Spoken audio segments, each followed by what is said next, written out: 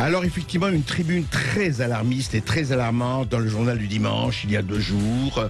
41 directeurs de crise de l'AP-HP disent: nous serons contraints de faire un tri des patients, on ne s'en sort plus, ça va très mal, on n'a jamais connu une situation et ils vont très loin. Même pendant les pires attentats subis ces dernières années, c'est-à-dire que pendant Charlie Hebdo et le Bataclan, c'était pas aussi grave d'après ce qu'ils disent. Alors où on en est? Et puis on parle des taux de réanimation, on va parler des taux d'urgence, où on en est exactement au-delà, allez, d'une certaine hystérisation, il faut bien le dire. À tout de suite. Sud Radio Berkov dans tous ses états, le fait du jour. Il coupe tous nos moyens, il dit ça ira bien. Attention, il y a urgence, c'est fou, ça se passe en France. Nos médecins n'en peuvent plus, c'est simple, on n'en trouve plus. Prendre soin des patients, c'est pouvoir prendre le temps. Ouais, c'était la chanson, vous la connaissez bien, cette merveilleuse chanson des infirmières d'Avignon, effectivement. Et il faut penser à ces soignants, c'est vrai, eux qui n'en peuvent plus. Alors eux, hein, c'est tous les jours, et on entend effectivement les mêmes refrains, les mêmes paroles et hélas, la même mélodie. Alors, résumons la situation, hein. Donc, progression constante d'après les directeurs des 39 hôpitaux de la PHP, sur l'Île-de-France, bien sûr. Les contaminations ayant déjà eu lieu, nous avons une quasi-certitude sur le nombre de lits de soins critiques qui seront nécessaires. Et nous savons d'ores et déjà que nos capacités de prise en charge seront dépassées au terme de cette période. Voilà, dans 15 jours, disait quelqu'un, eh bien, on va dans le mur et le mur va nous tomber carrément dessus. Alors, il y a ceci, il y a l'urgence et il y a la réanimation. Parce que il y a eu aussi, effectivement, on a beaucoup parlé de la réanimation. Et à propos de la réanimation, il y a eu hier, sur CNews, Jean-Louis Teboul, qui est chef de service réanimation à l'hôpital du Kremlin-Bicêtre. Et voici ce qu'il disait sur la réanimation par rapport à la PHP. Écoutez.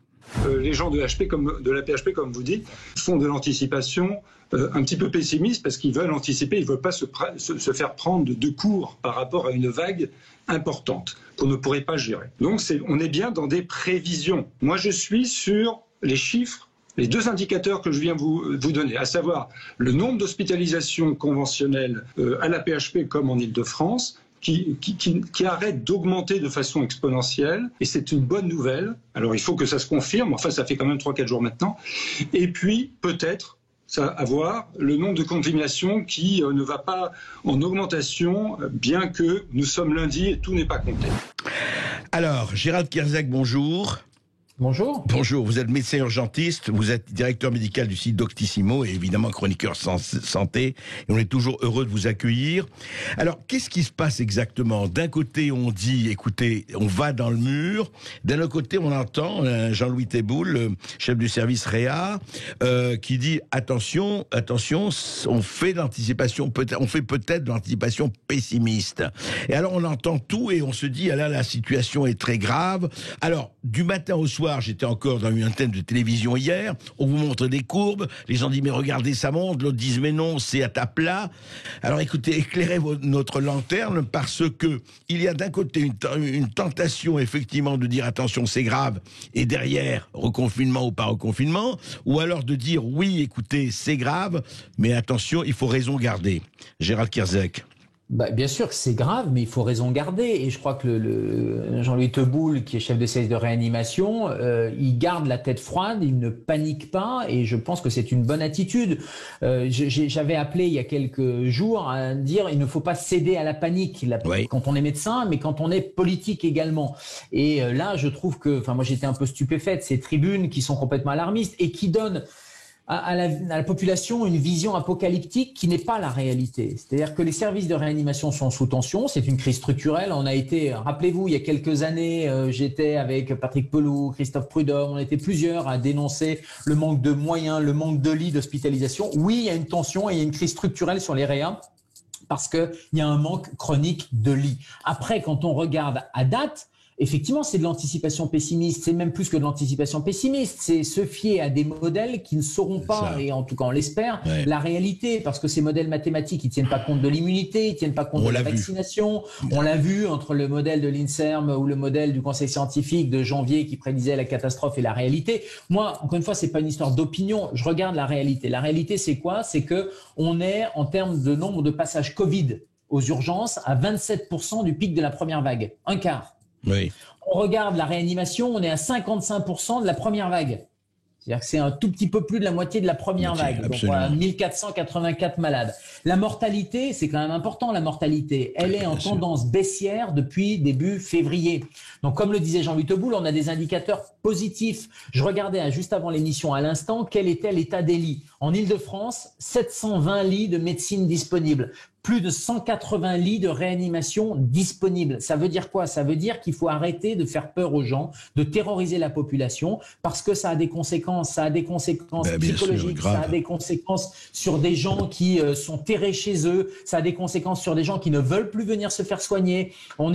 Christophe Prudhomme était de garde ce week-end. Moi, j'avais des patients la semaine dernière qui me disaient, on n'a pas osé venir, on pensait qu'il y avait des morts sur les trottoirs. Enfin, vous vous rendez compte, on a des patients qui n'appellent plus le SAMU, qui font des crises cardiaques, et on fait plus de patients avec des problèmes cardiologiques qu'avec des problèmes de Covid. Même, donc, il paraît des gens atteints du cancer qui hésitent à aller à l'hôpital, quoi. Enfin, donc c'est complètement fou. Alors, on n'est pas dans une situation de rupture. Les déprogrammations, l'Agence régionale de santé avait demandé à ce qu'il y ait 40%, puis 80%. Heureusement, ce n'est pas effectif. C'était préparez-vous à, mais on n'est pas à 80% de déprogrammation. Donc, c'est pour ça que c'est un peu fallacieux de dire il y a des gens qui meurent du cancer parce qu'on est obligé de déprogrammer. À date, c'est pas encore le cas. C'est le cas pour certains, mais pas pour d'autres. On a des indicateurs positifs. Il faut les suivre au jour le jour. Il n'est pas question d'être encore une fois ni rassuriste, ni alarmiste non plus. Il faut pas céder à la politique de la peur. Et je pense que ça a des conséquences, malheureusement, et que c'est pas dans notre serment d'Hippocrate de faire ça avec les gens. Mais c'est d'autant plus, Gérald Kierzek, justement, on a eu les chiffres. Alors justement, vous parlez de l'Agence nationale de santé d'Île-de-France, qui dit dans les chiffres tout à fait officiels, les passages dans les services d'urgence en Île-de-France sont actuellement inférieurs à la moyenne des 4 dernières années. Ce qui est quand même pas rien, quoi. Je passe mon temps à le dire, c'est-à-dire que depuis mars de l'année dernière, le premier confinement, il y a eu une chute drastique des passages aux urgences parce que les gens ont peur d'encombrer, ont peur d'appeler pour rien, ont peur de venir. Et conclusion, il y a des gens qui font des AVC, des crises cardiaques à la maison et qui feraient mieux de venir aux urgences. Donc les conséquences très directes, et là on n'est pas sur des courbes, sur des projections mathématiques, on est sur la réalité.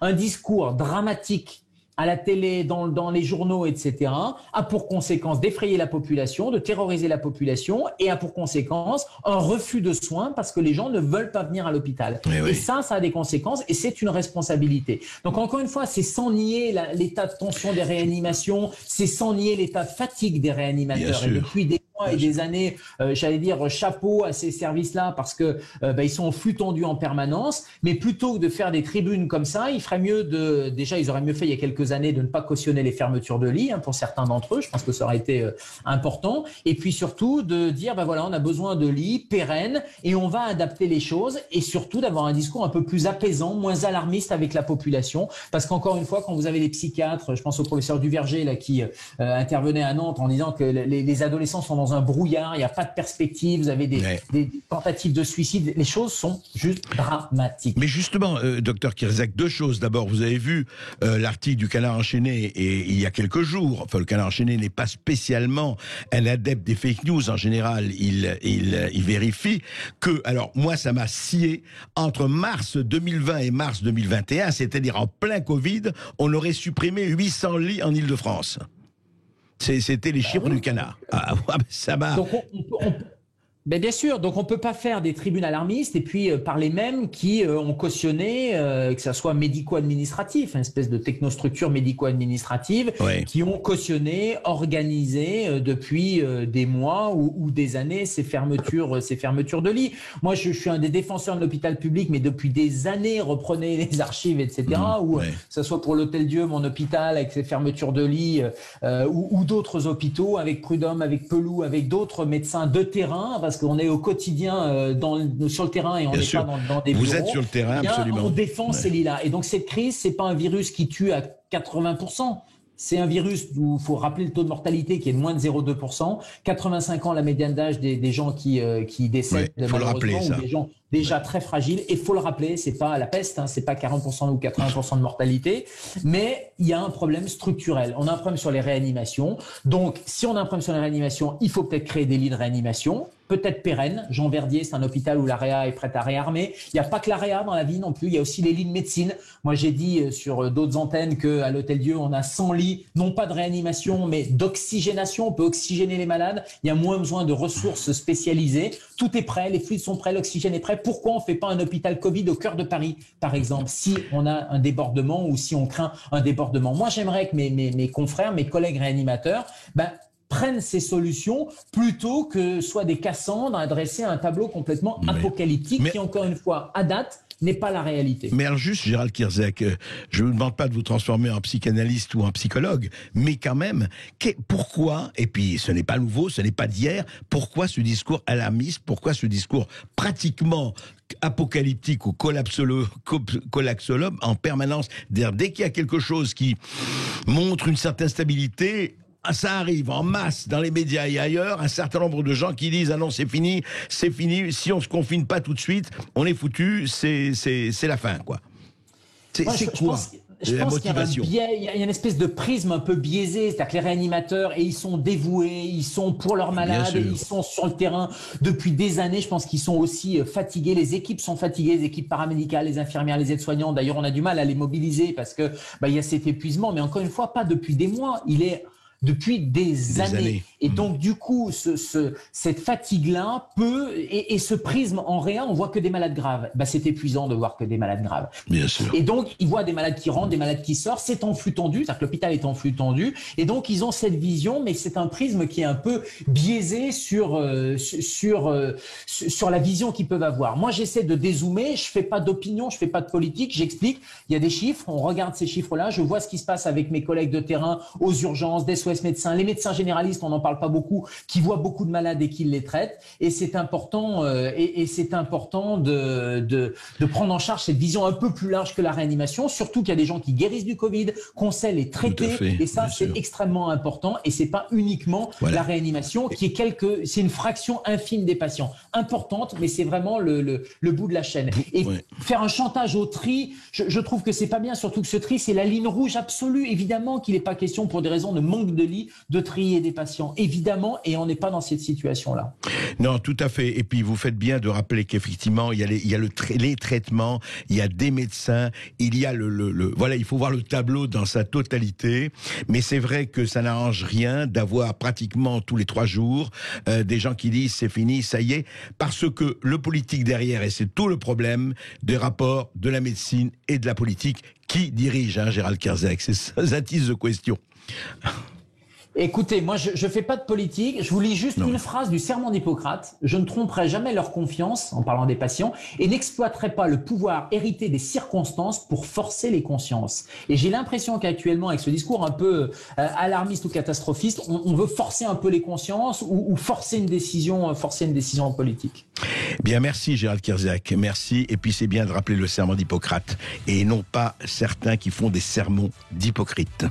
Merci beaucoup, docteur Gérald Kierzek. Je rappelle, médecin urgentiste et directeur médical du site Doctissimo. Vous avez entendu, il dénonce cette vision apocalyptique de certains directeurs de la PHP. Il ne faut pas se fier à des modèles qui ne sont pas la réalité. Et il rappelle aussi certains faits. La mortalité est en baisse depuis février et les passages aux urgences en Ile-de-France sont inférieurs à la moyenne des 4 dernières années. Voilà des informations qui nous permettent aussi de nous éclairer aussi un petit peu et d'avoir d'autres faits que ces visions apocalyptiques. Alors vous réagissez au 0826 300 300 à tout cela.